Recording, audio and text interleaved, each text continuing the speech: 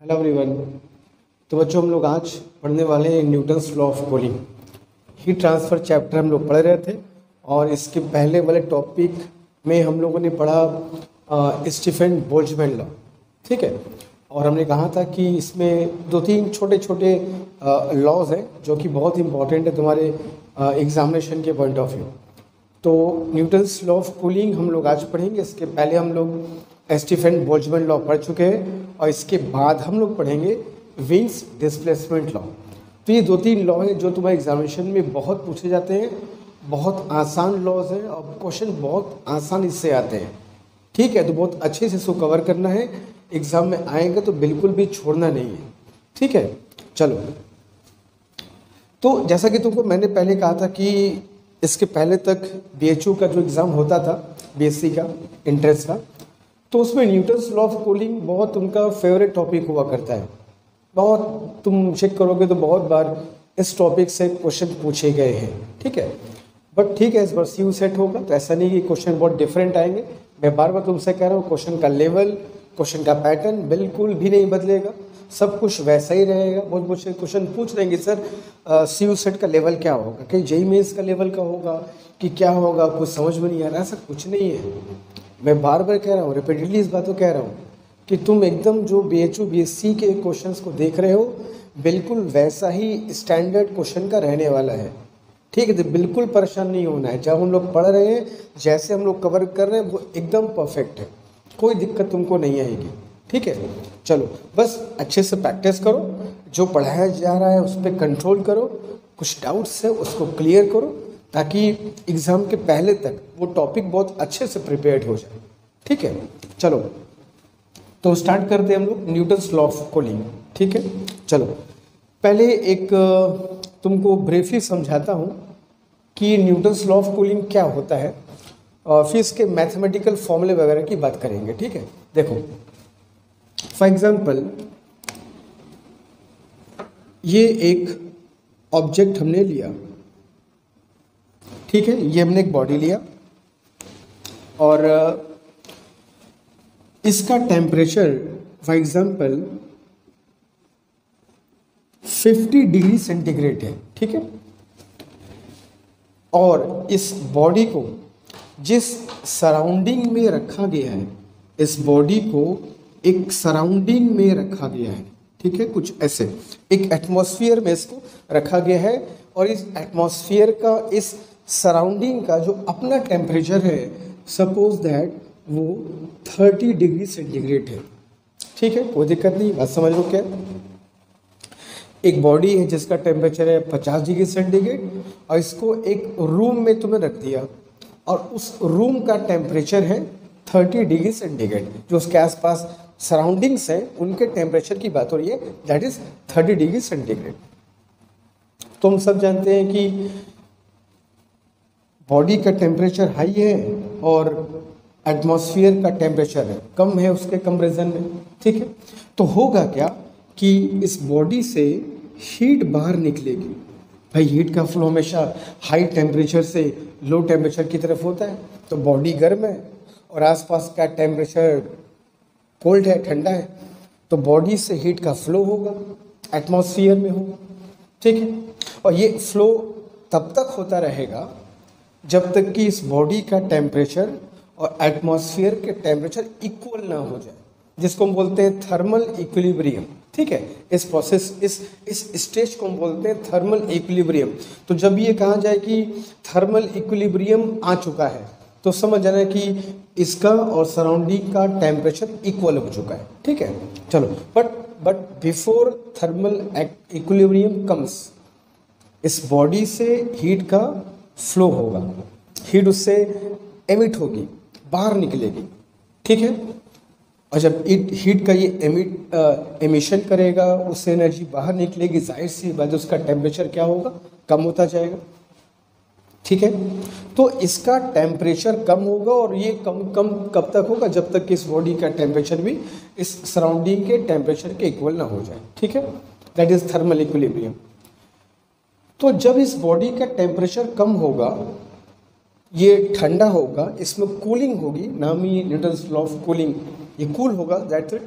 तो जब इसमें कूलिंग होगी, ये इसका टेम्परेचर गिरेगा, तो टेम्परेचर में जो गिरावट है वो किस नियम के हिसाब से होगा, क्या उसका पैटर्न होगा उसके टेम्परेचर में गिरावट का, कैसे उसका टेम्परेचर कम होता जाएगा, किस चीज़ पर वो डिपेंड करेगा।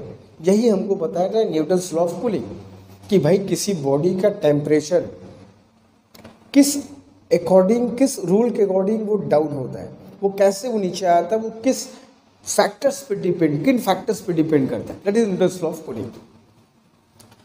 तो ये 50 डिग्री सेंटीग्रेड पे, surrounding 30 degree centigrade.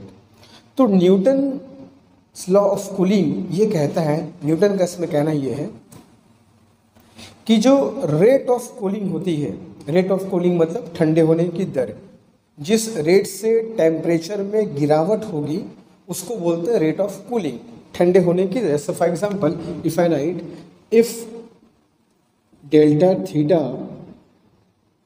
Temperature comes down in delta T time, अगर मैं मान लूँ कि इस बॉडी का टेम्परेचर डेल्टा टी टाइम में डेल्टा थीटा डाउन हो गया, कम आ गया, ठीक है, therefore rate of cooling will be delta theta upon delta T. जो रेट ऑफ कूलिंग होता है उसका मतलब होता है कि यूनिट टाइम में कितने टेम्परेचर में गिरावट हुई है। 1 सेकेंड कह सकते हो, 1 मिनट कह सकते हो, 1 घंटे कह सकते हो, यूनिट टाइम का मतलब जिसमें तुम कंफर्टेबल हो। तो यूनिट टाइम में इस बॉडी के टेम्परेचर में कितनी कमी आएगी, 1 सेकेंड में कितना टेम्परेचर घटेगा, या 1 मिनट में कितना घट रहा होगा, या पर घंटे कितना घट रहा होगा, that is rate of cooling. Generally 1 second बहुत फास्ट हो जाता है, 1 आवर बहुत ज़्यादा हो जाता है, तो हम लोग 1 मिनट में ही बात ज़्यादातर करते हैं जब कूलिंग की बात होती है तो इन जनरल, ठीक है, वरना तुम पर डे निकालो कोई दिक्कत नहीं है ना। तो इस बॉडी के टेम्परेचर में यूनिट टाइम में कितनी कमी आएगी, इसका टेम्परेचर पर सेकंड या पर मिनट कितना घट रहा होगा, उसी को बोलते हो रेट ऑफ कूलिंग। तो रेट ऑफ कूलिंग कैसे निकालोगे, अगर डेल्टा थीटा टेम्परेचर इसका घट गया इन टाइम डेल्टा टी, तो रेट ऑफ कूलिंग कैसे निकालोगे, delta theta upon delta T, ठीक है, कि भाई यूनिट टाइम में कितना टेम्परेचर में गिरावट हुआ, that is rate of cooling, ठीक है, जिसको हिंदी में कह दो ठंडे होने की दर। अभी जो रेट ऑफ कूलिंग है, ये रेट ऑफ कूलिंग कैसे आगे बढ़ती है, ये किस बातों पर डिपेंड करती है, यही न्यूटन्स लॉ ऑफ कूलिंग तुमको समझाने की कोशिश करता है। तो न्यूटन्स लॉ ऑफ कूलिंग का ये कहता है कि जो रेट ऑफ कूलिंग होता है, ठंडे होने की दर, जिस रेट से टेम्परेचर में गिरावट होती है, वो रेट ऑफ कूलिंग, ध्यान से बात सुनना, इस बॉडी और जो एटमॉस्फेयर है, जो सराउंडिंग है, उसके टेम्परेचर का जो डिफरेंस है उसके प्रोपोर्शनल होता है। मतलब the rate of cooling will be proportional to the temperature difference of body and the surrounding.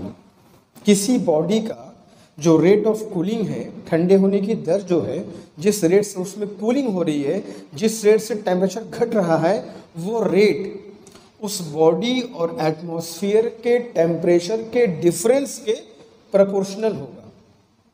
जितना इनमें, मतलब कहने का मतलब ये हुआ कि जितना बॉडी और सराउंडिंग के बीच में टेम्परेचर का डिफरेंस होगा, उतना तेजी से उसके टेम्परेचर में क्या होगी, गिरावट आएगी, ठीक है। जैसे इनके बीच डिफरेंस कितना है, 20 डिग्री सेंटीग्रेड का है, ठीक है। जैसे एग्जांपल के तौर पर मान लो मैंने एक और बॉडी लिया जिसका टेम्परेचर है 80 डिग्री सेंटीग्रेड और सराउंडिंग का टेम्परेचर है 30 डिग्री सेंटीग्रेड।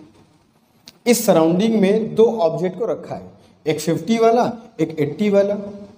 यहाँ से भी कूलिंग होगी, इसका टेम्परेचर भी कम होगा, ये भी हीट को एमिट करेगा, बिल्कुल करेगा भाई। क्यों करेगा, इसको एटमॉस्फेयर के साथ थर्मल इक्विलिब्रियम में आना है, ये थर्मल इक्विलिब्रियम में आना चाहेगा। जब इस बॉडी का टेम्परेचर भी सराउंडिंग के बराबर हो जाए, ये ऐसा चाहेगा, दैट इज थर्मल इक्विलिब्रियम, तो उसके लिए भैया ये हीट कैमेशन तो करेगा। तो इसमें भी टेम्परेचर में गिरावट होगी, यहाँ भी रेट ऑफ कूलिंग की बात होगी, यहाँ भी ठंडे होने की दर निकालेंगे। लेकिन इन दोनों में ध्यान से अगर देखो तो इसमें और सराउंडिंग में डिफरेंस कितना है, 20 डिग्री सेंटीग्रेड, और इसमें और सराउंडिंग में डिफरेंस कितना है, 50 डिग्री सेंटीग्रेड के अंदर से। तो कूलिंग इसमें भी होगी, कूलिंग इसमें भी होगी, लेकिन इसकी जो रेट ऑफ कूलिंग होगी, इसके जो टेम्परेचर में गिरावट का जो रेट होगा पर सेकेंड, इसके टेम्परेचर में जो कमी आ रही होगी वो इससे कहीं ज़्यादा होगी, क्योंकि ये इसके कंपेरिजन में, एटमॉस्फेयर कंपेरिजन में ज़्यादा हॉट है, ज़्यादा गर्म है। सिंपल सी बात समझ लो, जो जितना ज़्यादा गर्म होगा सराउंडिंग के कंपेरिजन में, उसमें उतना तेज़ी से टेम्परेचर गिरेगा। कूलिंग यहाँ भी हो, कूलिंग यहाँ भी होगी, लेकिन तुम अगर चेक करने आओगे तो पर सेकेंड, पर मिनट इसके टेम्परेचर में ज़्यादा तुम चेंज देखोगे इसके कंपेरिजन में। ये भी ठंडा हो रहा होगा मगर इसकी जो कूलिंग रेट है वो ज़्यादा होगी। क्यों? क्योंकि न्यूटन का कहना है कि जिसमें डिफरेंस ज़्यादा होगा उसमें रेट ऑफ कूलिंग फास्ट होगी। दैट्स इट, सिंपल सा कहानी है। अगर तुमको बात करूँ, एक तीसरा ऑब्जेक्ट ले लूँ, मैं एक तीसरा ऑब्जेक्ट ले लूँ, फॉर एग्जाम्पल अगर मैं एक तीसरा ऑब्जेक्ट ले लूँ at let us suppose 31 degree centigrade, एक तीसरा ऑब्जेक्ट मिले 31 डिग्री सेंटीग्रेड पर, भाई इसका भी टेम्परेचर हाई है, ऐसी बात नहीं है, इसका भी टेम्परेचर 30 डिग्री, और सबको एक ही सराउंडिंग में रखा गया, एक ही सराउंडिंग में तीनों को रखा, इसको भी, इसको भी, इसको भी, सब में कूलिंग होगी। इस बॉडी का टेम्परेचर भी इससे 1 डिग्री सेंटीग्रेड ज़्यादा है, ये भी इसके साथ अभी थर्मल इक्विलिब्रियम में नहीं है, ये इसके साथ थर्मल इक्विलिब्रियम में आना चाहेगा, अपने टेम्परेचर को 1 डिग्री सेंटीग्रेड कम करना चाहेगा, उसके लिए ये एमिशन करेगा हीट का, इसमें भी कूलिंग होगी। लेकिन अगर ध्यान से देखो तो इसका जो सराउंडिंग से डिफरेंस है केवल 1 डिग्री सेंटीग्रेड का है, कूलिंग यहाँ भी होगी, टेम्परेचर यहाँ भी गिरेगा, मगर जो टेम्परेचर में गिरावट होगी, जो इसके कूलिंग की रेट होगी वो बेहद स्लो होगी, बहुत धीमा होगा। क्यों? क्योंकि भाई डिफरेंस बहुत कम है, टेम्परेचर गिरेगा इसमें कोई डाउट नहीं है, बट बहुत स्लो, बहुत स्लो, ठीक है। इसलिए इसको 30 तक आने में बहुत समय लग जाएगा, बहुत समय। तुम ये सोचो ना, जैसे जैसे इसका टेम्परेचर घटता जाएगा वैसे वैसे इसकी रेट ऑफ कूलिंग क्या होगी, और स्लो होती जाएगी। अभी ये 80 डिग्री सेंटीग्रेड पर है, अभी डिफरेंस कितना है इसका, 50 डिग्री सेंटीग्रेड का डिफरेंस है, बहुत तेज ठंडा होगा। लेकिन अगर मान लो इसका टेम्परेचर घट करके 70 पहुंच गया, 70, तो 70 और 30 का डिफरेंस कितना हो गया, 40। तो कहाँ डिफरेंस 50 था, अब 40 हो गया। तो जो रेट ऑफ कूलिंग होगा पहले से क्या होगा, स्लो हो जाएगा। तो रेट ऑफ कूलिंग शुरू में फास्ट होती है, फिर धीमे धीमे क्या होता है, ये स्लो होता रहता है। रेट ऑफ कूलिंग एक कांस्टेंट रेट से नहीं होता, जैसे जैसे टेम्परेचर घटेगा वैसे वैसे रेट ऑफ कूलिंग भी क्या होगी, स्लो होती जाएगी। दैट्स वाई इसको 31 को 30 तक आने में बहुत ज़्यादा वक्त लग जाएगा, क्योंकि इसकी जो कूलिंग होगी बहुत स्लो होगी। तो यही न्यूटन्स लॉ ऑफ कूलिंग का कहना है, सिंपल सी बात है, ठीक है।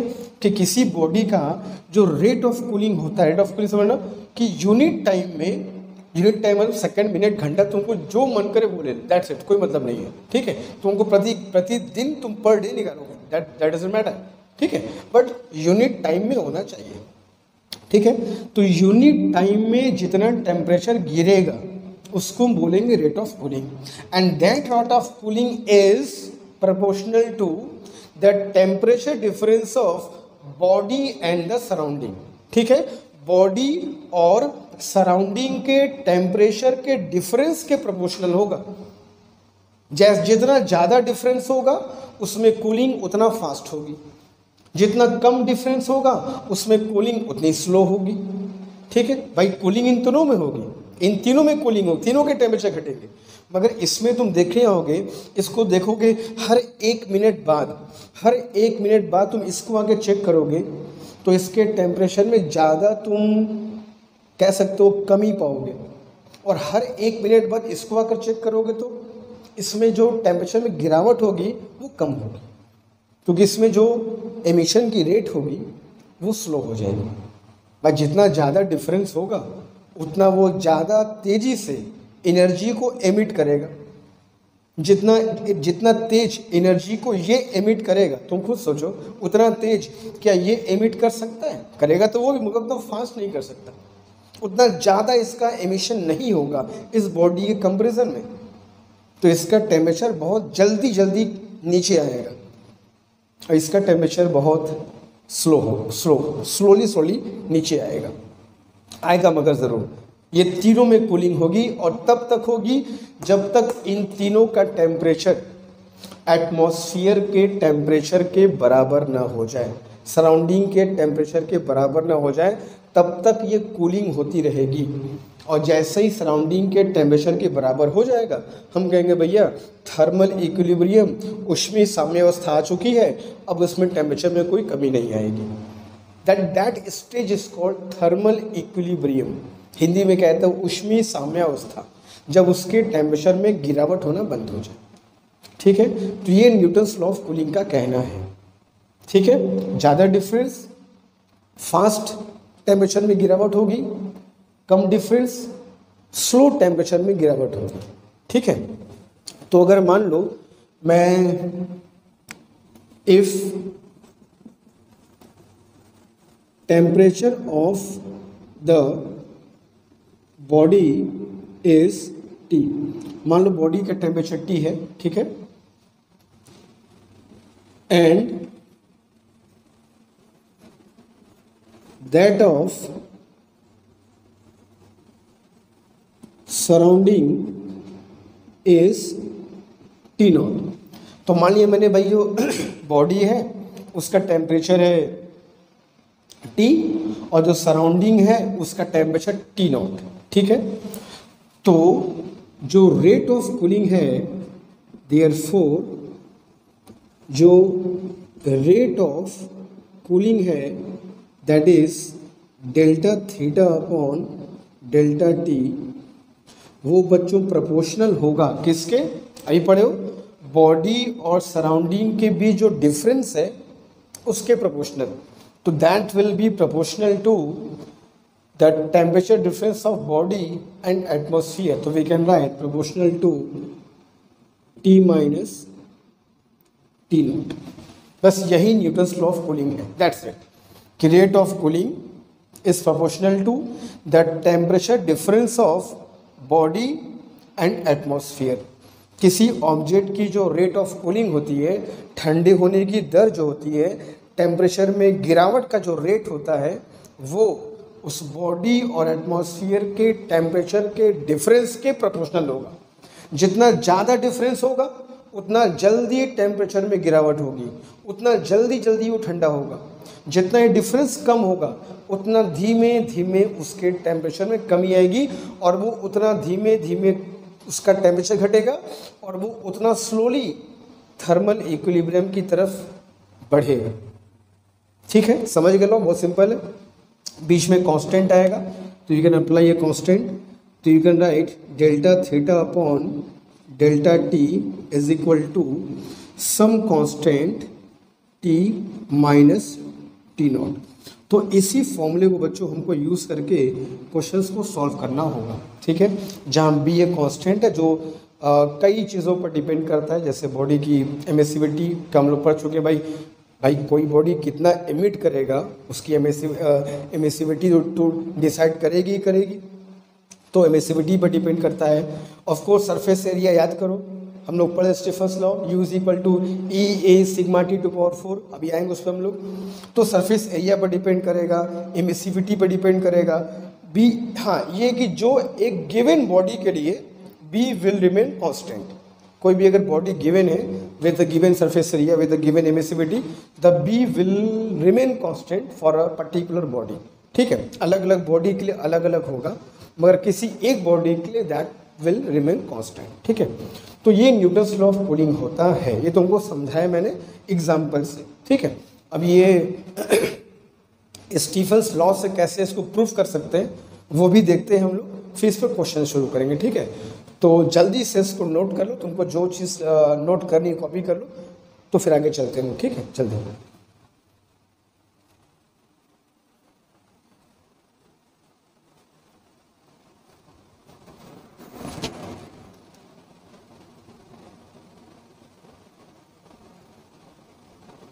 ओके, तो अब इस न्यूटन्स लॉ ऑफ कूलिंग को थोड़ा सा हम लोग स्टीफन बोल्ट्जमैन लॉ जो हम लोग पढ़े इसके पहले वाले क्लास में, थोड़ा सा उससे भी इसको समझने का हम लोग कोशिश करते हैं, ताकि कॉन्सेप्ट एकदम अच्छे से क्लियर हो जाए।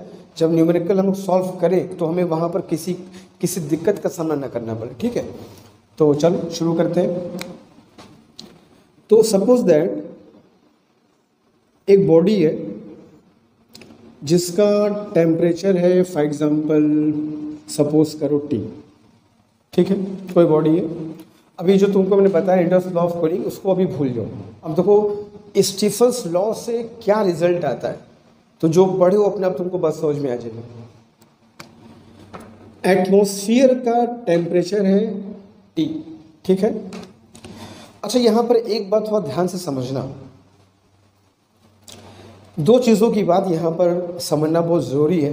एक होता है एमिशन और दूसरा होता है एब्जॉर्प्शन। ठीक है, तो किसी भी बॉडी को जब तुम सराउंडिंग के साथ इंटरेक्शन कराते हो, तो कोई बॉडी, चाहे मैं ही हूँ, तुम हो, कहीं भी हो, आसपास एटमॉस्फेयर में हम लोग रहते हैं, हर बॉडी एटमॉस्फेयर के साथ, वो ध्यान से बस सुनना समझना, हर बॉडी एटमॉस्फेयर के साथ, अपने आसपास के सराउंडिंग के साथ हीट एनर्जी का एक्सचेंज लगातार करती रहती है।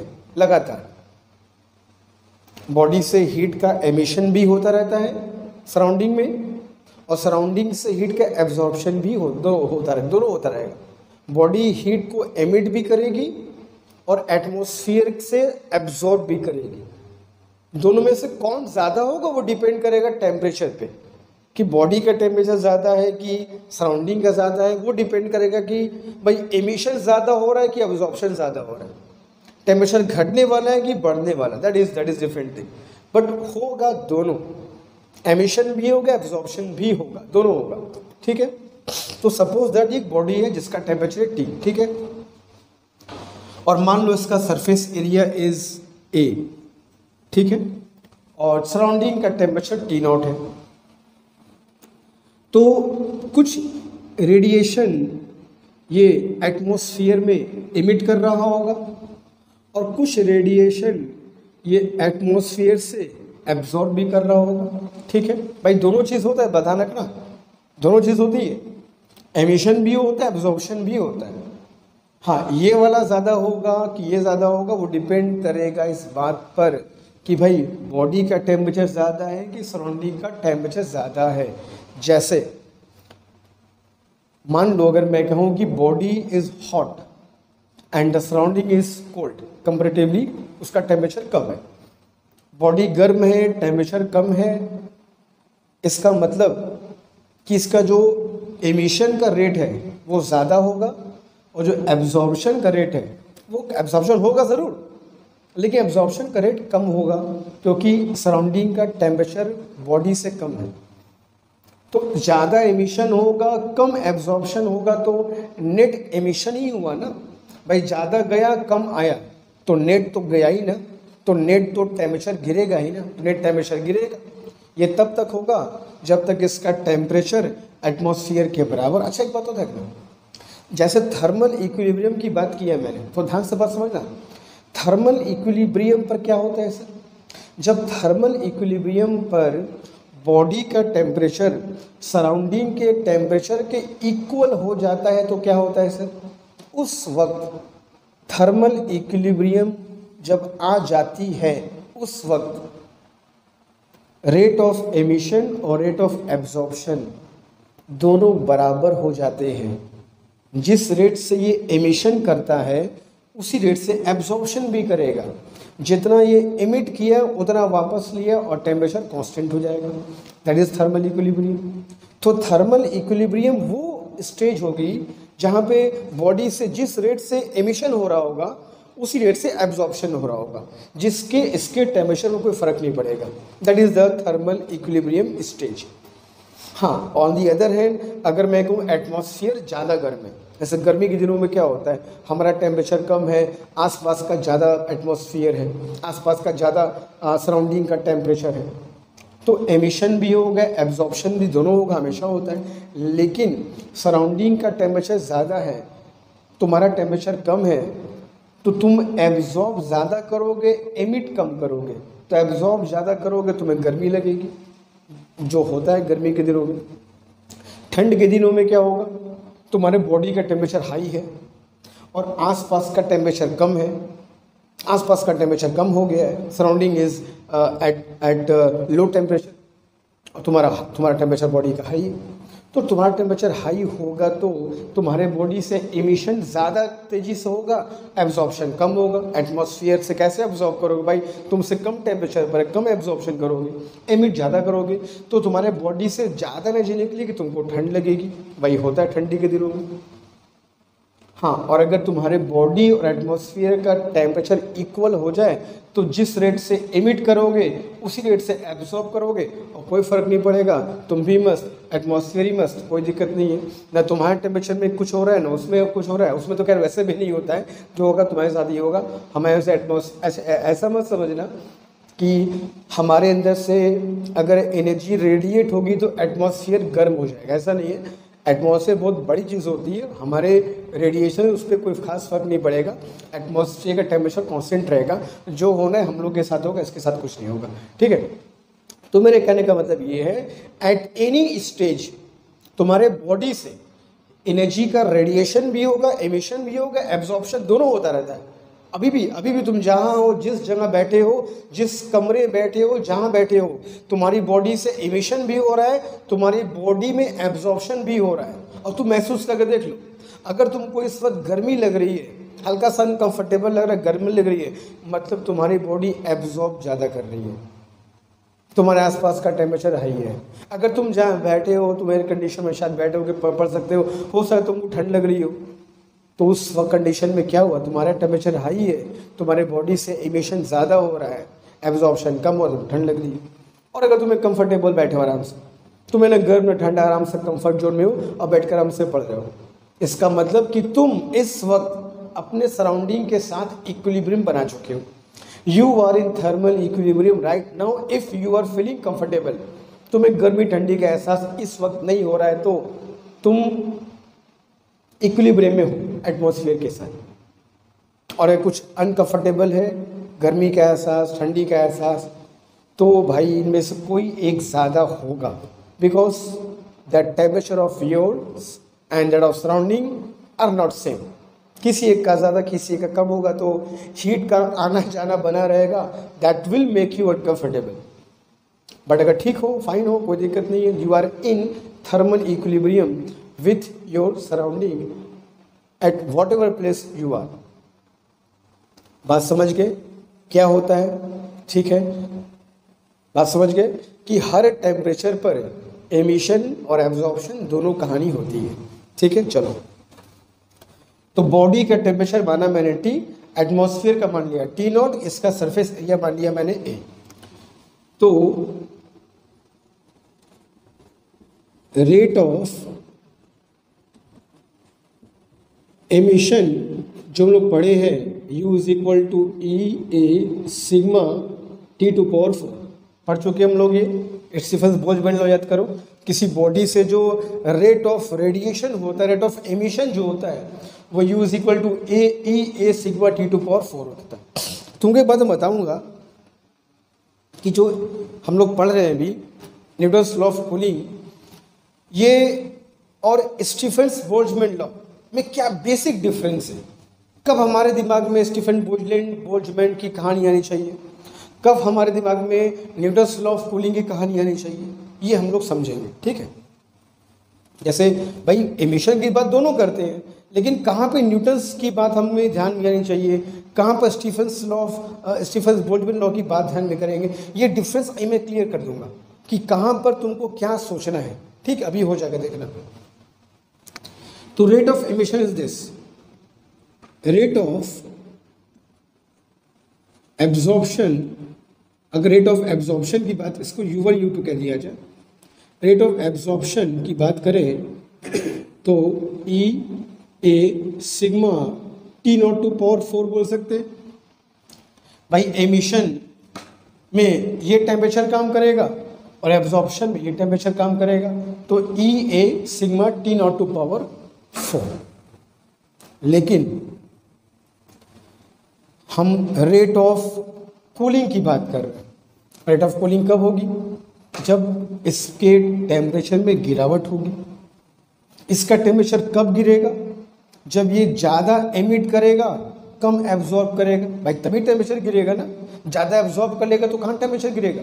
तो रेट ऑफ कूलिंग की बात तभी आएगी जब रेडिएशन में एमिशन ज़्यादा हो रहा होगा और एब्जॉर्प्शन वाला काम कम कर हो रहा होगा, यानी कि U1 की वैल्यू ज़्यादा है, U2 की वैल्यू कम है। तो अगर मैं ये पता करना चाहूँ, therefore net rate of emission, emission की नेट रेट कितनी है? भाई जा भी रहा है, आ भी रहा है, मगर नेट कितना? तो सिंपल सी बात है भाई, इतना गया इतना आया, तो नेट कितना गया? सर इस वाले में से इस वाले को माइनस कर दीजिए, पता चल जाएगा नेट कितना गया है। क्योंकि जो नेट गया है उसी की वजह से ये कूलिंग होगी। जो एब्जॉर्ब किया होगा उससे तो कूलिंग नहीं होने वाली है, उससे तो उसका टेम्परेचर बढ़ेगा, घटेगा तो नहीं। तो नेट जो एमिशन होगा that will decide the rate of cooling. तो इसलिए मैं निकाल रहा हूँ क्या? नेट एब्जॉर्प्शन नहीं, नेट एमिशन। भाई ये गर्म होगा तो नेट एमिशन ही करेगा, एब्जॉर्ब कम करेगा। तो what is the net rate of emission? तो सर कहोगे sir delta U is equal to U1 minus U2 कर दीजिए। जितना वो एमिट किया उसमें से जितना वो एब्जॉर्ब किया उसको माइनस कर दीजिए, पता चल जाएगा कितना वो एमिट कर रहा है, कितना वो नेट एमिट कर रहा है। तो net emission delta U is, दोनों में को माइनस करें तो E A सिग्मा कॉमन ले लूँ मैं, क्या बचेगा sir? T to power 4 minus T0 to power 4 कह सकते हैं। याद रखना इस बॉडी का टेम्परेचर ज़्यादा है, एटमॉस्फेयर का टेम्परेचर कम है, तभी कूलिंग होगा, अदरवाइज नहीं। तो अगर मैं मान लूँ कि if T is equal to T0 plus delta T, मतलब कि जो बॉडी का टेम्परेचर है वो सराउंडिंग से डेल्टा T ज़्यादा है, यानी डेल्टा T क्या है? बॉडी और एटमॉस्फेयर का टेम्परेचर डिफरेंस। मैं लिख दे रहा हूँ यहाँ पे, that is T minus T0 is equal to delta T। ये मैंने मान लिया कि बॉडी और सराउंडिंग के बीच जो टेम्परेचर डिफरेंस है वो डेल्टा T है। ठीक है, यही कहो कि बॉडी का टेम्परेचर एटमॉस्फेयर से डेल्टा T ज़्यादा है, भाई तभी कूलिंग की बात होगी, अदरवाइज कैसे होगी? तो difference is delta T। Put कर दूँ वहाँ पर पे, ओके। तो E A सिग्मा, इस T को मैं T प्लस डेल्टा T बोल सकता हूँ, होल टू पावर 4 एन माइनस T0 टू पावर 4 बोल सकता हूँ। इस T के बदले मैंने T0 plus delta T put कर दिए, ठीक है। तो ये क्या हो जाएगा सर? E A सिग्मा, अगर मैं T0 टू पावर 4 कॉमन निकाल लूँ, T0 यहाँ से कॉमन निकालोगे तो पावर 4 के साथ निकलेगा ना। यहाँ क्या बचेगा sir? 1 plus delta T by T0 whole to power 4 minus T0 to power 4। कोई सिंपल मैथमेटिक्स है, मैं बस कॉमन निकाल ली हूँ, ठीक है। तो delta U is equal to क्या मिल जाएगा sir? E A sigma T0 to power 4 भी कॉमन निकाल लीजिए, तो अंदर क्या बच जाएगा? अंदर बच जाएगा sir 1 plus delta T by T0 whole to the power 4 minus 1। ठीक है, टी नॉट कॉमन निकाल लिया, महज 1 बच जाएगा। अब यहाँ पर अगर हम एक बाइनोमियल थ्योरम यूज करके, वो शायद पढ़ी होगी कि 1 plus x to power n को अप्रॉक्सीमेटली हम लोग 1 प्लस एन एक्स बोल सकते हैं। जो पावर है x में मल्टीप्लाई हो जाता है, हम लोग लिख सकते हैं, मगर हमेशा नहीं। कब? ये तब लिख सकते हैं जब x की वैल्यू 1 से बच्चों बहुत छोटी होती है। पढ़े हो दिस बाइनोमियल थ्योरम, बहुत ज़्यादा उसमें लोग डिस्कशन नहीं करेंगे कि कैसे होता है, but you can write it. ठीक है, तो 1 plus x to power n है, तो 1 plus x to power n है, तो 1 प्लस एन एक्स बोल सकते हैं इस फॉर्मूले से। जो n पावर है नीचे आके मल्टीप्लाई कर दो। ठीक है, तो क्या हो जाएगा sir, E A sigma T naught to power 4, अंदर क्या हो जाएगा sir, 1 plus 4 into delta T by T naught minus 1। कोई दिक्कत नहीं, सिंपल मैथमेटिक्स चल रही है। +1 माइनस 1 कट जाएगा, टी नॉट से एक पावर कैंसिल, तो जो डेल्टा यू है rate of cooling, rate of emission क्या आएगा बताओ, E A sigma T naught to power 3 और इनटू बगल में क्या जाएगा बच्चों, डेल्टा टी। 4 को यहाँ लिखो, चलो 4 को यहाँ लिख लो, ये 4 बचा था, यहाँ लिख लिया मैंने। ठीक है, अब ये बताओ यहाँ से यहाँ तक जो वैल्यू है ये पूरी कांस्टेंट है कि नहीं, बताओ देख करके। ये कांस्टेंट है कि नहीं भाई, 4 न्यूमेरिकल नंबर है। ई एमिसिविटी किसी बॉडी का कांस्टेंट होता है, हम जानते हैं। Surface area given body constant है। सिग्मा तो स्टीफन्स कांस्टेंट है, सब जानते हैं। और टी नॉट एटमॉस्फेयर का टेम्परेचर, मैं पहले कह चुका हूँ, तुम लाख एमिट कर दो, तुम लाख एमिशन कर दो, तुम्हारे एमिशन से इस एटमॉस्फेयर के टेम्परेचर फर्क नहीं पड़ता। वो बहुत बड़ा सराउंडिंग है, एक बहुत बड़ा रिजर्वायर है, तुम कुछ दो के सब एब्जॉर्ब कर लेगा। एटमॉस्फेयर का टेम्परेचर चेंज नहीं करता, तो ये पूरी वैल्यू कांस्टेंट हो गई। तो जब ये पूरी वैल्यू कांस्टेंट है तो बताओ जो डेल्टा यू है, जो रेट ऑफ एमिशन है, वो किस पर डिपेंड करेगा सर, डेल्टा टी पर डिपेंड करेगा। और डेल्टा टी क्या है सर, डेल्टा टी तो एटमॉस्फेयर सॉरी बॉडी और एटमॉस्फेयर के बीच का टेम्परेचर डिफरेंस है। यानी कि जो रेट ऑफ एमिशन है, जिस रेट से एमिशन हो रहा है, जितना तेजी से एमिशन हो रहा है, जितना तेज एमिशन होगा, ये किस पर डिपेंड करेगा सर, ये डेल्टा टी पर डिपेंड करेगा। साफ दिखाई दे रहा है, बाकी सब कांस्टेंट है। जितना ज़्यादा टेम्परेचर में डिफरेंस होगा उतना तेजी से एमिशन होगा, साफ दिखाई दे रहा है। डेल्टा ई क्योंकि नेट एमिशन देख लो, जितना डेल्टा टी लड़ गया बॉडी और एटमॉस्फेयर के डिफरेंस, जितना बॉडी और एटमॉस्फेयर के टेम्परेचर में डिफरेंस होगा उतना ज़्यादा ये डेल्टा यू मतलब एमिशन की रेट होगी। और एमिशन की रेट जितनी ज़्यादा होगी उतना तेज़ी से टेम्परेचर भी घटेगा। इट्स वेरी सिंपल थिंग भाई। जिस रेट से अगर एमिशन की रेट ज़्यादा है तो उसके टेम्परेचर में गिरावट भी ज़्यादा होगी ना, फास्ट होगी ना। तो अगर rate of emission proportion delta T है तो क्या हम ये नहीं कह सकते हैं कि delta theta upon delta T यानी rate of cooling is also proportional to delta T. कह सकते हैं भाई ये रेट ऑफ एमिशन है और ये रेट ऑफ कूलिंग है, तो रेट ऑफ कूलिंग जो है वो रेट ऑफ एमिशन पर ही डिपेंड करेगा ना भाई। जितना फास्ट एमिशन होगा उतना ही फास्ट उसका कूलिंग भी तो होगा। तो we can say the delta theta upon delta T पढ़ चुके हैं अभी। The rate of cooling, delta theta क्या था, टेम्परेचर में गिरावट, और डेल्टा टी क्या है, जितने टाइम में टेम्परेचर में गिरावट हुई है वो। तो rate of cooling is proportional to delta T. यही तो न्यूटन लॉ ऑफ कूलिंग कह रहा था, तुमको पढ़ाया मैंने, यही तो कह रहा था कि the rate of cooling of a body is proportional to the temperature difference of body and surrounding. जो ठंडे होने की दर है रेट ऑफ कूलिंग है, वो बॉडी और सराउंडिंग के टेम्परेचर नहीं, उनके डिफरेंस के प्रोपोर्शनल होगी। यही तुम्हारा इंडस लॉ ऑफ कूलिंग है जो हम लोग स्टीफन्स लॉ से प्रूफ कर दिए।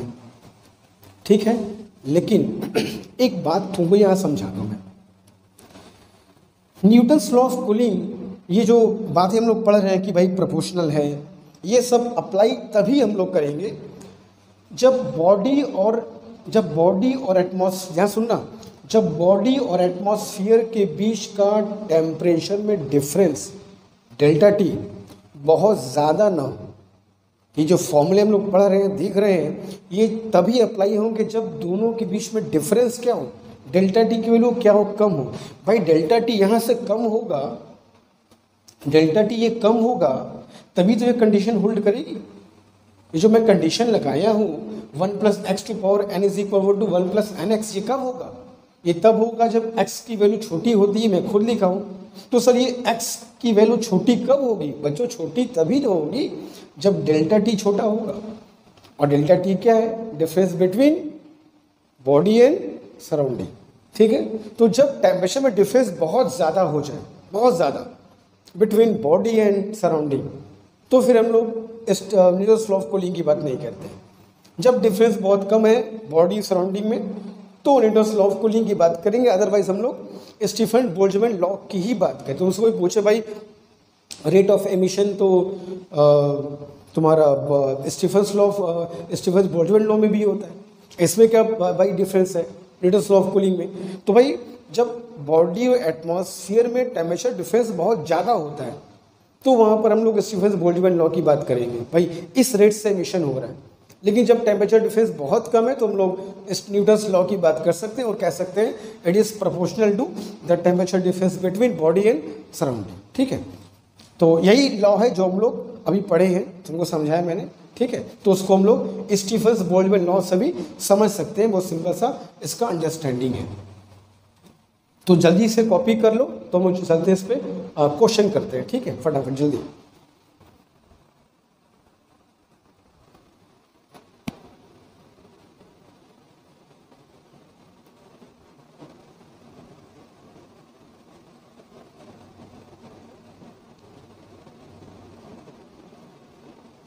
ओके तो पहला क्वेश्चन शुरू करते हैं हम लोग, देखते हैं क्या कहते हैं। क्वेश्चन देखो बहुत आसान इसमें आता है, क्वेश्चन बहुत आसान आएंगे।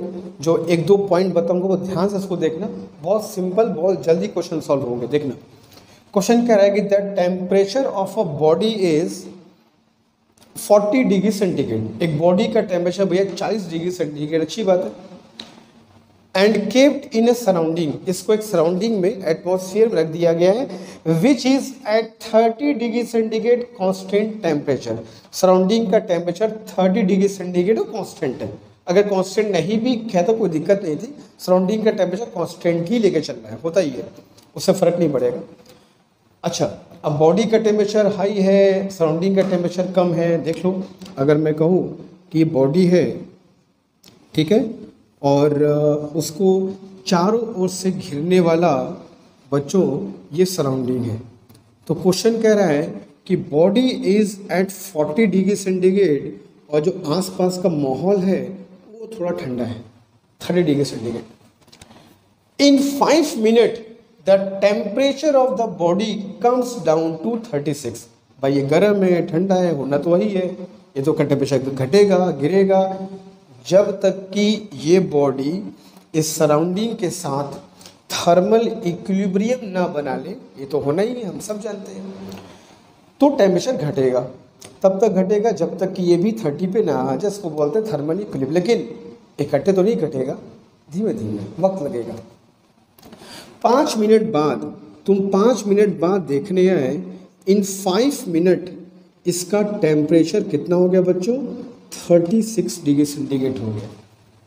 5 मिनट बाद, अभी तुम देख कर गए 40 पे था, 5 मिनट बाद तुम वापस आए, देखिए इसका टेम्परेचर 36 हो गया। यही क्वेश्चन कह रहा है, in 5 minute the temperature of body comes down to 36 पर आ गया 5 मिनट में। हालांकि अभी भी रुकेगा नहीं, इसको 30 तक जाना है। In how much time it will come down to 34 नहीं 32 कर लो, ठीक है, 34 भी कर, कोई दिक्कत नहीं है, बट ठीक है, थोड़ा सा अच्छा वैल्यू आएगा, है ना। In how much time it will come down to 32 degree centigrade.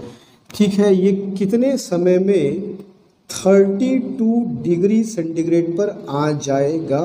ये तुमसे क्वेश्चन पूछा गया है। क्वेश्चन समझ लो क्या है ना, शुरू में 40 पे था, सराउंडिंग 30 पे था, 5 मिनट में ये 40 से 36 पर आ गया, तो कितने समय में 36 से 32 पर आ जाएगा। सिंपल सा क्वेश्चन है, और 32 आना ही आना है, क्योंकि उसको तो 30 तक जाना है। इक्विलिब्रियम की बात है भाई, जाएगा तो वही है। अच्छा, अब ये मत सोचना कि सर यहाँ भी डिफरेंस 4 डिग्री का है, 5 मिनट लिया, यहाँ भी डिफरेंस 4 डिग्री का है तो 5 ही मिनट लेगा। भूल के मत करना भैया, यहाँ पे ज़्यादा गर्म है तो रेट ऑफ कूलिंग फास्ट होगा, यहाँ पे थोड़ा ठंडा हो गया है 36, यहाँ 40 पे शुरू किया है 36 पे, यहाँ पे गर्म है, जब गर्म होगा तो कूलिंग फास्ट होती है, यहाँ ठंडा हो चुका है तो कूलिंग होगी मगर थोड़ी स्लो होगी, तो यहाँ से यहाँ तक आने में थोड़ा स्लो रहेगा। यहाँ का टाइम 5 मिनट से थोड़ा सा ज़्यादा आएगा, क्योंकि स्लो कूलिंग होगी because of this temperature. Clear है बात, समझ लो, ठीक है। अच्छा, अब टाइम 5 मिनट से ज़्यादा हो गया तो पता है कि रेट ऑफ कूलिंग स्लो होगी, मतलब टाइम ज़्यादा खर्च होगा, इट्स ओके, मगर कितना होगा बताना है, ठीक है। तो सॉल्व कैसे करेंगे, देखो, we know that delta theta upon delta T is equal to some constant into T minus T naught, पढ़ चुके हैं हम लोग, ठीक है। डेल्टा थीटा बॉडी का टेम्परेचर कितना कम हुआ, सब सुनना, डेल्टा टी कितने समय में कम हुआ, बी कांस्टेंट है जो बॉडी पर डिपेंड करता है, टी बॉडी का टेम्परेचर, टी नॉट एटमॉस्फेयर का। तो अब मैं वैल्यूज पुट कर रहा हूं, देखना फटाफट। पहले कंडीशन में 46 से 36 आया है, यानी टेम्परेचर में गिरावट कितनी है, टेम्परेचर में कमी कितनी है, सर 4 डिग्री सेंटीग्रेड की गिरावट है, पुट कर दीजिए। तो डेल्टा थीटा के बदले 4 डिग्री सेंटीग्रेड, और यहाँ से यहाँ तक आने में समय कितना लिए, सब 5 मिनट की बात है, 5 मिनट की बात है। बी कांस्टेंट है, छोड़ दो।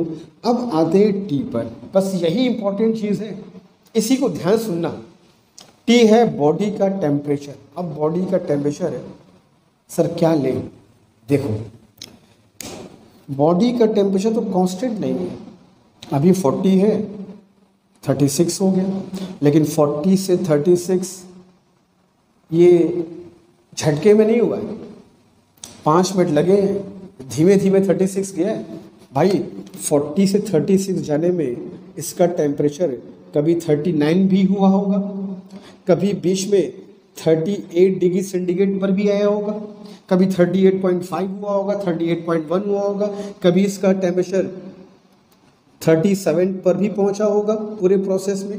भाई यहाँ से यहाँ तो उड़ के तो पहुंचेगा नहीं, धीमे धीमे घटेगा, 40, 40, 40, 39, 39.5, 38.5, 38.4, 38.3, 38.2, 38.1 घटता धीमे धीमे घटेगा, 38 के बाद 37.9, 37.8, 30 धीमे धीमे घटेगा।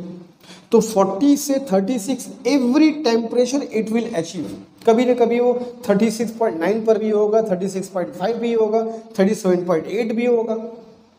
इससे इसके बीच हजारों वैल्यूज ऑफ होंगी, हजारों वैल्यूज होंगी टेम्परेचर की, और हर टेम्परेचर पर कभी ना कभी वो आया होगा यहाँ से यहाँ तक जाने के दौरान।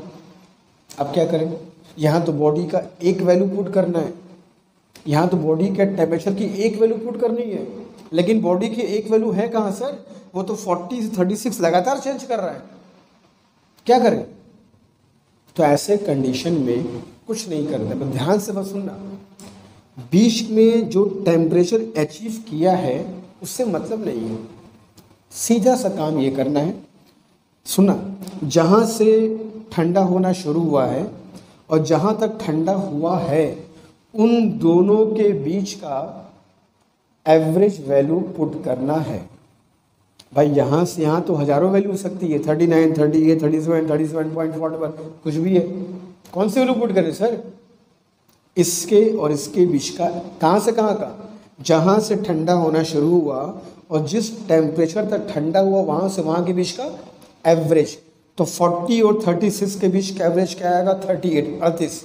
तो 38 is the average temperature minus T not का टेंशन नहीं है, टी नॉट सराउंडिंग का टेम्परेचर है, कांस्टेंट रहेगा, तो ये हो गया 30।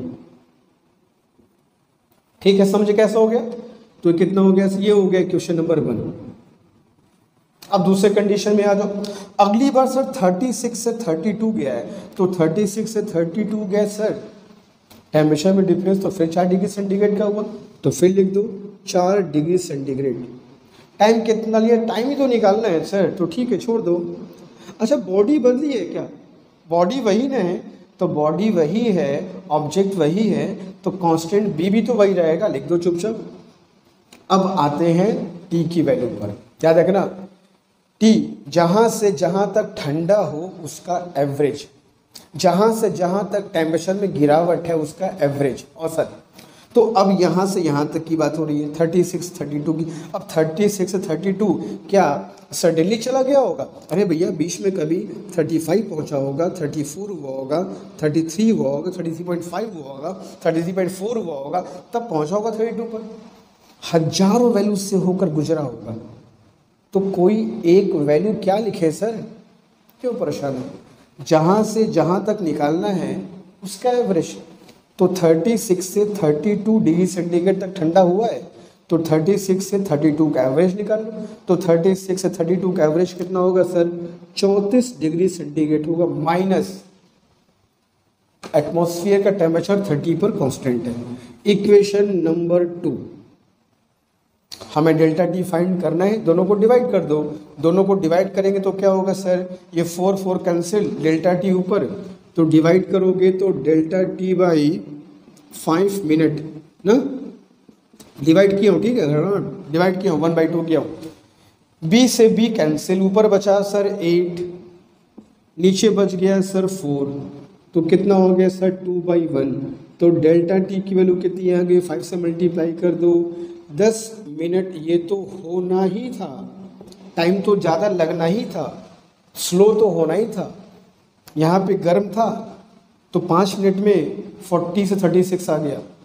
यहाँ हल्का सा ठंडा हो गया तो 36 से 32 आने में 10 मिनट लग गया। देख लो, न्यूटन्स लॉ ऑफ कूलिंग यही है, हाइपोथेटिकल बात नहीं है, जो है सच सच तुम्हारे सामने है। शुरू में फास्ट था रेट, 5 मिनट में 4 डिग्री सेंटीग्रेड कम हो गया, और अगला 4 डिग्री घटने में 10 मिनट लग गया। घटा दोनों 4 डिग्री है, लेकिन वही काम 5 मिनट में, वही काम 10 मिनट में। क्यों? क्योंकि जैसे जैसे ठंडा होगा इसका कूलिंग स्लो होता जाएगा, it will take more and more time. ठीक है, तो कर लो सिंपल सा क्वेश्चन। चलते नेक्स्ट क्वेश्चन की तरफ।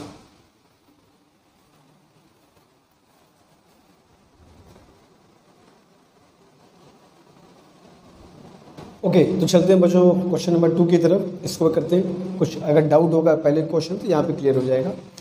The temperature of a body is 60 degree centigrade, ठीक, अच्छी बात है, and that of surrounding is constant eight 25 degree centigrade. तो कह रहा है कि भाई एक बॉडी है और उस बॉडी का टेम्परेचर जो है वो 60 डिग्री सेंटीग्रेड उस बॉडी का टेम्परेचर है, अच्छी बात है, ठीक है। और इस बॉडी को एक एटमॉस्फेयर में रखा गया है, it is kept in a surrounding, और एक ऐसे सराउंडिंग में रखा गया है जिसका टेम्परेचर कितना दिया बच्चों? 25 डिग्री सेंटीग्रेड, 25 डिग्री सेंटीग्रेड। भाई आसपास का माहौल है और ये बैठे भाई सब 60 डिग्री सेंटीग्रेड पर, ऐसे कैसे चलेगा? नहीं चल सकता भाई, आपको आना पड़ेगा हमारे साथ, थर्मल इक्विलिब्रियम में आना पड़ेगा। जो रखे एनर्जी उसको बाहर निकालिए और मेरे साथ इक्विलिब्रियम में आइए, ये होगा सराउंडिंग का कहना और इनको बढ़ेगा मानना, ठीक है। और होगा इनमें कूलिंग, और कूलिंग कैसे हुआ? तो कह रहा है in 2 minutes it cools down to 50 degree centigrade. 2 minute में इनकी गर्माहट सब खत्म हो गई, जितनी गर्मी सब खत्म हो गई। भाई एटमॉस्फेयर है, सब गर्मी खत्म कर देगा तुम्हारा, ठीक है। तो 2 मिनट के अंदर इनकी जो गर्मी थी वो खत्म हो गई और बेचारे 50 डिग्री सेंटीग्रेड पे आ गए। अभी और गर्मी खत्म हो जाएगी, सब खत्म हो जाएगा, लाके 25 से पटक देगा। ये एटमॉस्फेयर है, कहाँ झगड़ा करोगे उससे? तो भाई थर्मल इक्विलिब्रियम अचीव तब होगी जब इसका भी टेम्परेचर 25 हो जाए, तो ये घटेगा। 2 मिनट में 50 डिग्री सेंटीग्रेड पर आ गया, तो कितने टाइम में, in how much time it will come at 40 degree centigrade, कितने समय में 10 डिग्री सेंटीग्रेड और कम हो जाएगा। लेकिन सबको पता है यहाँ भी 10 डिग्री कम हुआ है, यहाँ भी 10 की ही बात हो रही है, मगर ये 10 थोड़ा सा स्लो होगा, फास्ट नहीं होगा, स्लो आगे बढ़ेगा, स्लो होता जाएगा। 10 ये आंसर 2 मिनट से ज़्यादा वक्त लेगा, ये कन्फर्म है। चेक कर सकते हैं आंसर सही है या गलत आ रहा है। आंसर जो भी यहाँ से 2 से ज़्यादा है, ठीक है। तो ठीक है, करते हैं। तो न्यूटन्स लॉ ऑफ कूलिंग का कहना है delta theta upon delta T is equal to T minus T naught. Apply कर दो। डेल्टा थीटा मतलब टेम्परेचर में गिरावट, तो 60 से 50 पहुंचा, मतलब 10 डिग्री सेंटीग्रेड का चेंज हुआ। और कितना समय लिया सर? 2 मिनट का समय लिया है। क्या करना है? अच्छी बात है। सम कांस्टेंट बी, बॉडी का टेम्परेचर है टी, तो बॉडी का टेम्परेचर समझ गए हो ना कि जहाँ से जहाँ तक कूलिंग होगी उसके बीच का एवरेज, क्योंकि यहाँ से यहाँ तक कोई एक वैल्यू फिक्स नहीं है। 59, 58, 57, 56, 55 धीमे धीमे पहुँचा होगा 50 डिग्री सेंटीग्रेड, इकट्ठे नहीं पहुँचा है। टेक एवरेज, तो 60 से 50 का एवरेज सर 55 होगा, बच्चों वाली बात है। माइनस एटमॉस्फेयर है 25 पर। अच्छा, अगले केस में इक्वेशन में 1 डाल दिया है इसको। अगले केस में सर 50 से 40 जा रहा है, यानी कितना कम हो रहा है? अगेन 10 डिग्री सेंटीग्रेड की कमी हो रही है। कितना समय लिया सर? पता नहीं, छोड़ दीजिए। बी कांस्टेंट है, ऑब्जेक्ट वही है, बी वही रहेगा। अब वही 50 से 40 लगातार तो गया नहीं होगा, 49, 48, 47, 46, 40 धीमे धीमे 40। तो सर इसके बीच का एवरेज ले लीजिए। तो 50 और 40 का एवरेज कितना होगा भैया? 45 होगा। और माइनस एटमॉस्फेयर 25 पर कांस्टेंट बैठा है, काम खत्म। इक्वेशन नंबर 2, दोनों को डिवाइड करो, काम खत्म। ठीक है, सिंपल सा क्वेश्चन है ये। डिवाइड करो, क्या हो जाएगा? 10 cancel, delta T by 2 minute is equal to B से बी कैंसिल, ऊपर बचेगा कितना जरा बताओगे? 30 है ना, और नीचे कितना बचेगा सर? 20 है ना। कितना हो जाएगा सर? 1.5। ठीक है, तो डेल्टा टी की वैल्यू कितनी आएगी सर? डेल्टा टी की वैल्यू आएगी 3 minute is your answer. 3 minute का समय लगा, 1 मिनट ज्यादा ले रहा है, तो वो तो होना ही है भैया, वो तो होना, स्लो तो होना ही है। यहाँ भी 10 डिग्री था मगर 2 मिनट में काम हो गया। यहाँ भी 10 डिग्री है मगर 3 मिनट लग गया, 1 मिनट ज़्यादा लग गया, क्योंकि यहाँ पे कूलिंग थोड़ी फास्ट होगी, यहाँ तक पहुँचते पहुँचते कूलिंग थोड़ा स्लो हो जाएगी, और स्लो होने की वजह से समय ज़्यादा लग गया। ठीक है, तो कर लो, चलते नेक्स्ट क्वेश्चन की तरफ।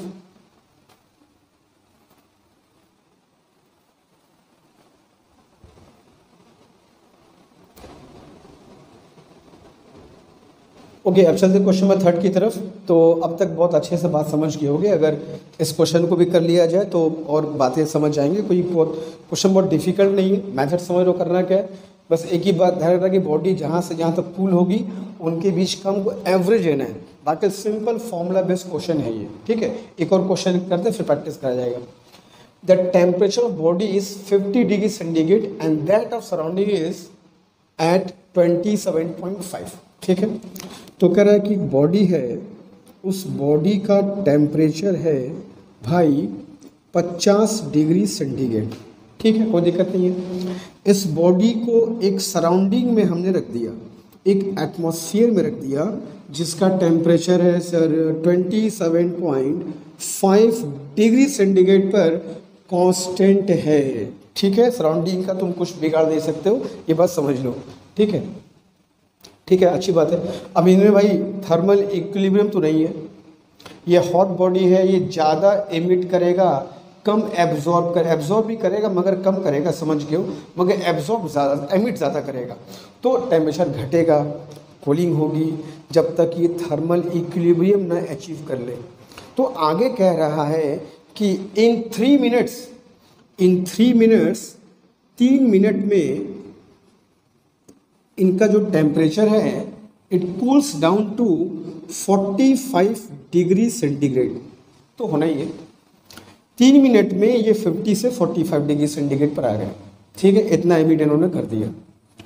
अभी भी बात ख़त्म नहीं है, इनको 27.5 तक जाना होगा, तब तक शांत नहीं बैठेगा एटमॉस्फेयर, लेता रहेगा हीट, तब जाके थर्मल इक्विलिब्रियम अचीव होगी। तो अब कह रहा है कि कितने समय में ये 30 डिग्री सेंटीग्रेड तक पहुंच जाएगा। In how much time it will come to 45 to 30। यहाँ से यहाँ का दिया, यहाँ से का पूछा है, अप्लाई कर दे। तो as we know that delta theta upon delta T is equal to some constant B and T minus T naught. ठीक है, ये हम लोग पढ़ चुके हैं, अप्लाई करते हैं।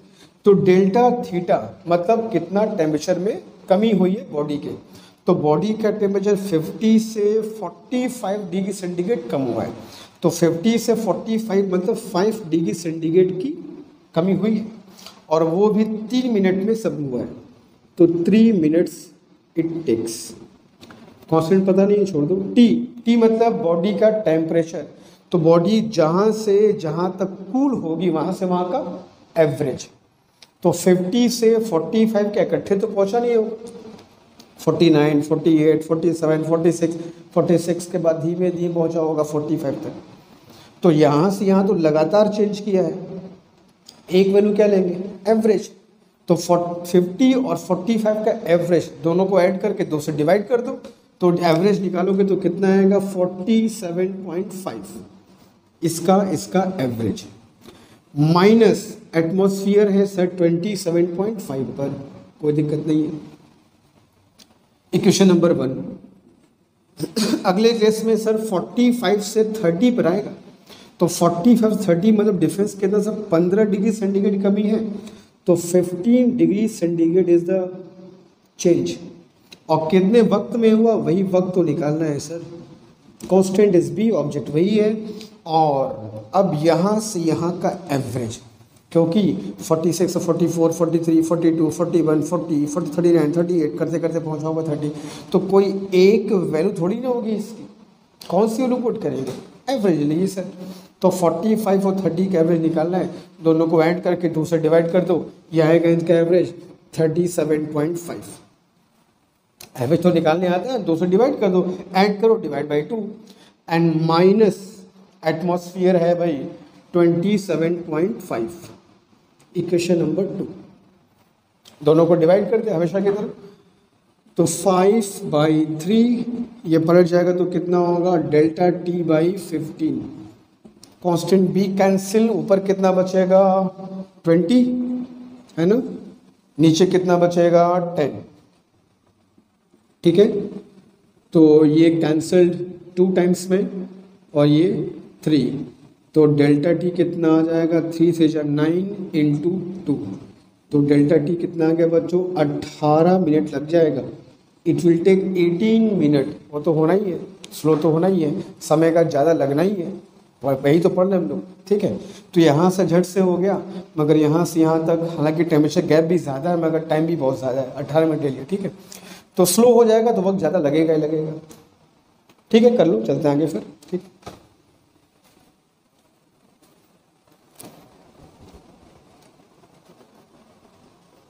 तो ठीक है बच्चों, तो ये था न्यूटन्स लॉ ऑफ कूलिंग। तुम समझ गए अच्छे से, तुमको समझा दिया क्या थर्मल इक्विलिब्रियम का मतलब होता है, एमिशन एब्जॉर्प्शन का क्या कहानी है, और सराउंडिंग गैस में क्या रोल है, न्यूमेरिकल कैसे सॉल्व करते हैं, स्टीफन्स बोल्ट्जमैन लॉ से न्यूटन्स लॉ कैसे समझेंगे, ये पूरा तुमको मैं समझा दिया। थ्योरी भी, कॉन्सेप्ट्स भी, न्यूमेरिकल भी। ठीक है, और होपफुली बहुत मुश्किल टॉपिक नहीं है, तो बहुत मुश्किल किसी को हुई नहीं होगी। बस इस पर कुछ और प्रैक्टिस क्वेश्चन कर लेंगे हम लोग, तो हमारा काम एकदम फिनिश। आज ही पढ़ो, आज ही टॉपिक खत्म। ये ऐसे टॉपिक्स हैं, इसको रिवीजन भी नहीं करना है, एकदम बढ़िया टॉपिक, कोई दिक्कत नहीं। ठीक है, तो आज स्टॉप करते हैं लोग। अब हम लोग अगले क्लास में पढ़ेंगे वीन्स डिस्प्लेसमेंट लॉ, और जैसे ही वीन्स डिस्प्लेसमेंट लॉ हम लोग पढ़े खत्म करेंगे, तुरंत शुरू करेंगे हम लोग क्या, simple harmonic motion, that is oscillation. ठीक है, मिलते हैं नेक्स्ट क्लास में। Thank you.